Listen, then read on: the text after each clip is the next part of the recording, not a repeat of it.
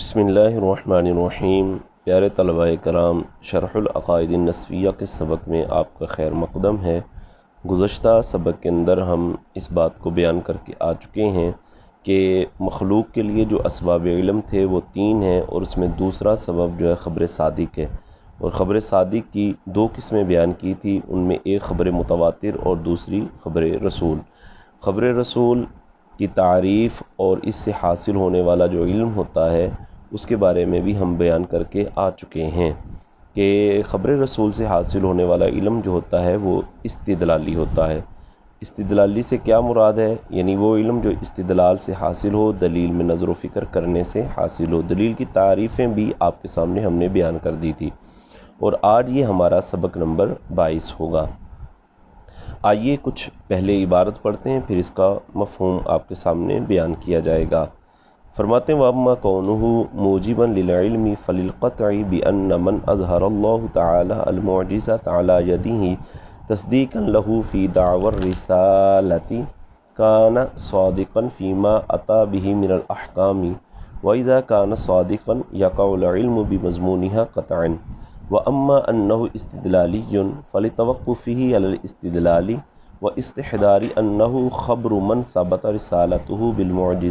بِالْمُعْجِزَاتِ وَكُلُّ خَبْرٍ هَذَا شَأْنُهُ فَهُوَ صَادِقٌ وَمَضْمُونُهُ وَاقِعٌ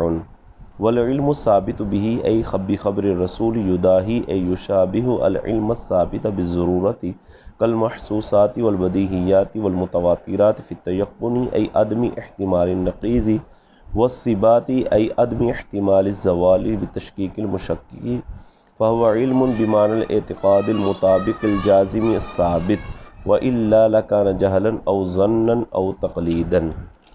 یہاں تک آپ نے عبارت سماعت کی۔ آئیے اس کا ترجمہ بیان کرتے ہیں اور ساتھ ساتھ مفہوم بھی آپ کے سامنے بیان کیا جائے گا۔ فرماتے ہیں وَأَمَّا كَوْنُهُ مُوجِبًا لِلْعِلْمِ، بہرحال خبر رسول کا موجب للعلم ہونا وہ اس وجہ سے ہوتا ہے، فَلِلْقَطْعِ اس بات کے یقینی ہونے کی وجہ سے ہوتا ہے کہ بِأَنَّ مَنْ أَظْهَرَ اللَّهُ تَعَالَى الْمُعْجِزَةَ عَلَى يَدِهِ کہ بے شک اللہ تبارک و تعالی نے جن کے ہاتھ پر معجزے کو ظاہر فرمایا ہے، تصدیقاً لہو ان کی تصدیق کرنے کے لیے، فی دعوی رسالتی دعوی رسالت میں، یعنی جن کی دعوی رسالت میں تصدیق کرنے کے لیے اللہ تبارک و تعالی نے ان کے ہاتھ پر معجزے کو ظاہر فرمایا ہے، کان صادقاً فیما اتا بہ من الاحکام تو وہ ضرور سچے ہوں گے ان تمام احکام میں جو وہ لے کر آئے ہیں۔ یہ ٹھیک ہو گیا، جو وہ احکام لے کر آئے ہیں۔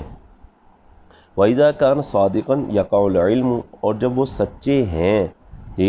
جب وہ سچے ہیں تو یقع العلم بمضمونها قطعا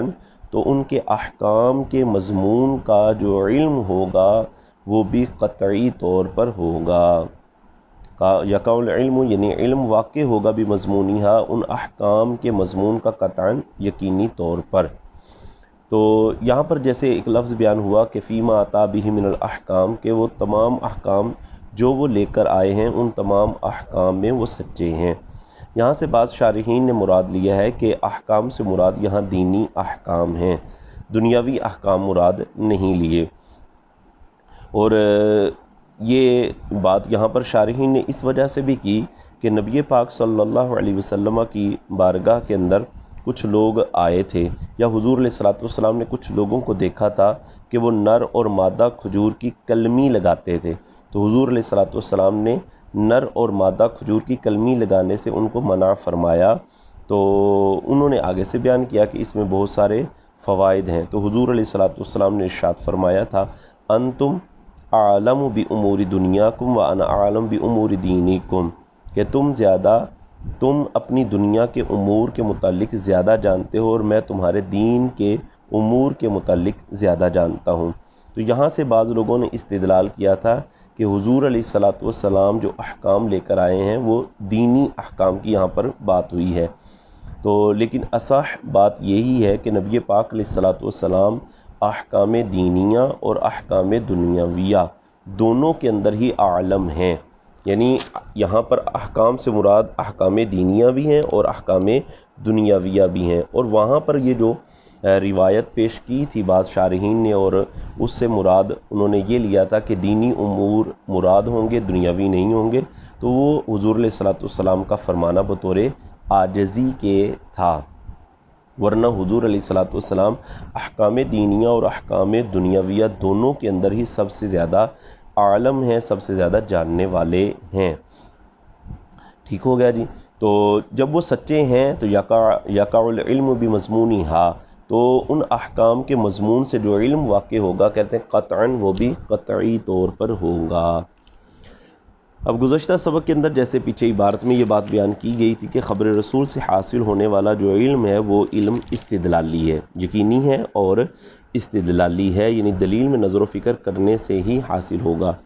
استدلالی کیوں ہے؟ کہتے ہیں وَأَمَّا أَنَّهُ اسْتِدْلَالِيٌّ، بہرحال خبر رسول سے حاصل ہونے والا علم جو استدلالی ہے وہ اس کی وجہ یہ کہ فَلِتَوَقُّفِ فِيهِ الاستدلال،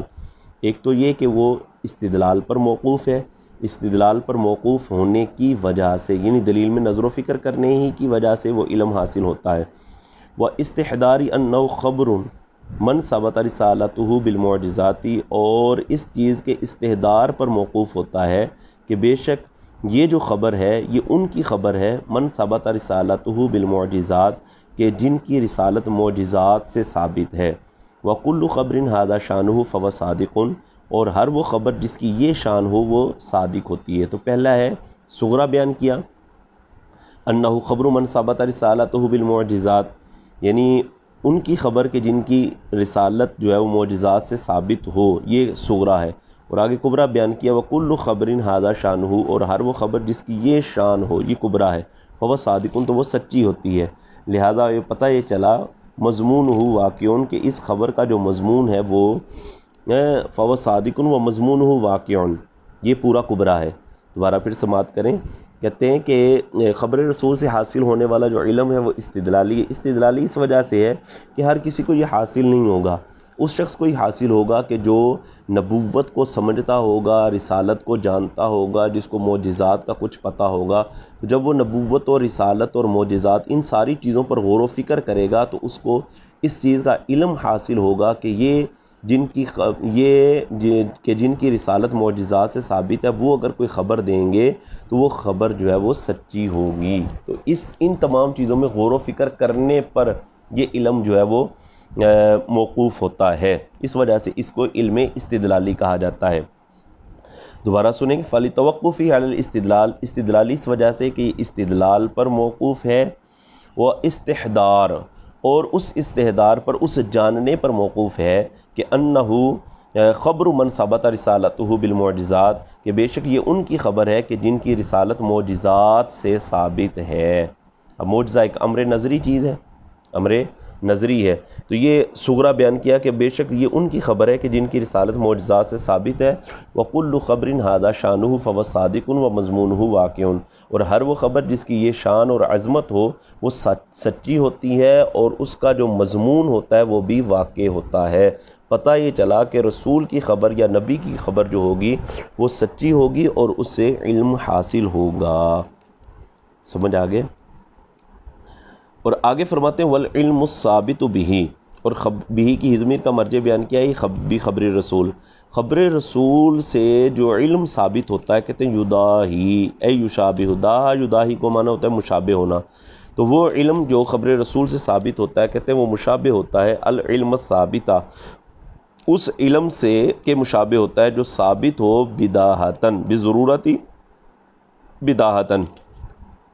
وہ علم جو خبر رسول سے ثابت ہوتا ہے وہ اس علم کے مشابہ ہوتا ہے جو علم بداہتاً ثابت ہوتا ہے، مشابہت کی بات کی، حقیقت کی بات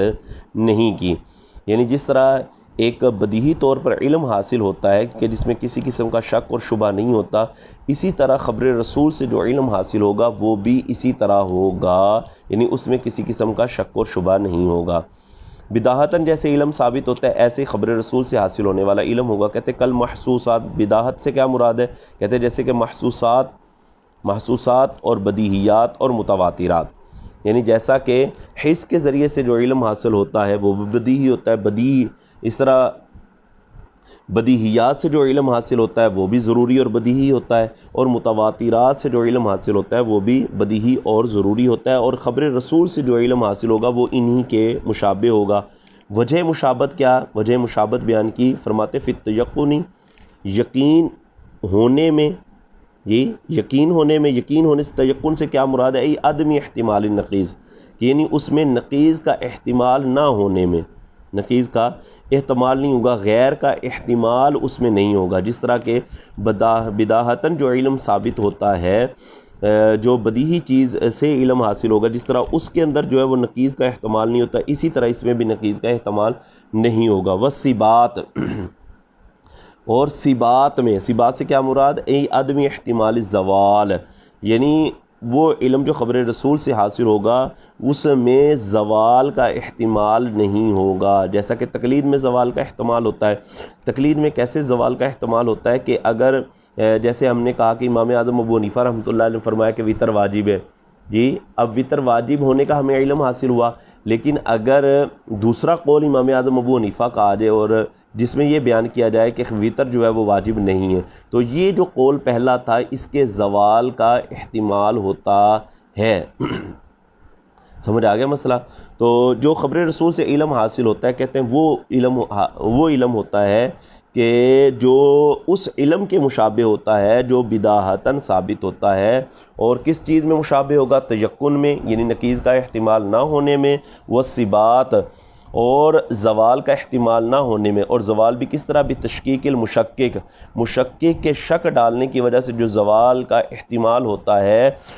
جیسا کہ تقلید میں ہوتا ہے، تو اس طرح خبر رسول سے حاصل ہونے والے علم میں ایسا نہیں ہوگا کہ وہ مشکک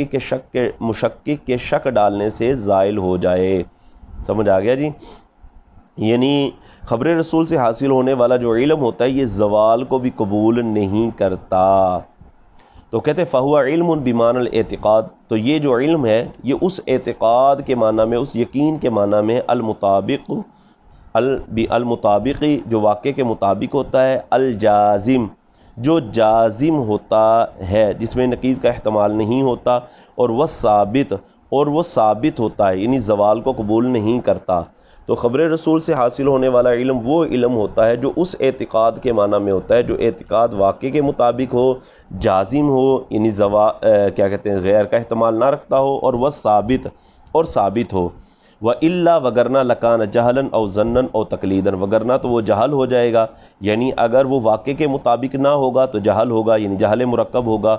اور او ظنًا، اور اگر وہ جازم نہ ہو، جازم نہ ہو یعنی غیر کا احتمال رکھتا ہو، نقیض کا احتمال رکھتا ہو، تو وہ ظن ہو جائے گا، او تقلیداً، اور یہ ثابت کے مقابلے میں۔ یہاں پر یہ تینوں چیزیں جو بیان کی، یہ لف و نشر مرتب سے ان کی نقیضوں کو بیان کیا، جو تین چیزیں پہلے، یعنی المطابق، جازم اور ثابت۔ تو اس کے مطابق کی جو ضد ہے وہ جہل ہے، جازم کی جو ضد ہے وہ ظن ہے، اور ثابت کی جو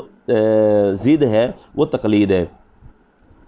تو اگر تو وہ غیر کا احتمال رکھتا ہے، نقیض کا احتمال رکھتا ہوگا تو وہ ظن ہو جائے گا، اور اگر غیر کا احتمال یعنی نقیض کا احتمال نہیں رکھتا تو وہ جازم ہوگا، یا پھر وہ زوال کو قبول کرے گا، یعنی اگر مشکک کے شک ڈالنے سے وہ زوال کا احتمال رکھتا ہے تو وہ تقلید ہے، اور اگر مشکک کے شک ڈالنے سے وہ زوال کا احتمال نہیں رکھتا تو وہ ثابت ہے۔ وہ کیا ہے جی؟ ثابت ہے۔ تو آج کے سبق کو ہم یہاں تک ہی کلوز کرتے ہیں۔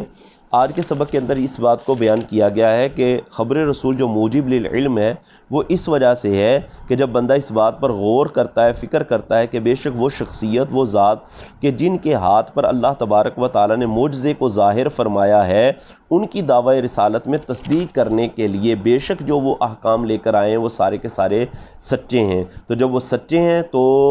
ان احکام کے مضمون سے جو علم واقع ہوگا وہ بھی یقینی ہوگا، لیکن استدلالی ہوگا، ہر کسی کو حاصل نہیں ہوگا، صرف اسی شخص کو حاصل ہوگا جس کے ذہن کے اندر یہ بات ہوگی، اور وہ یہ بھی بات جانتا ہوگا کہ نبوت کسے کہتے ہیں، نبوت کا مفہوم اس کے ذہن میں ہو، معجزے کا مفہوم اس کے ذہن میں ہو، تب جا کر اس کو جو ہے وہ علم حاصل ہوگا۔ اور خبر رسول سے حاصل ہونے والا علم کہتے ہیں ایسا ہی ہے جیسا کہ بداہتاً ثابت ہونے والا علم ہوتا ہے۔ تو یہ آج کا یہاں تک سبق ہے، اس کو یاد کیجیے گا، اگلے سبق میں انشاءاللہ دوبارہ پھر حاضر ہوں گے۔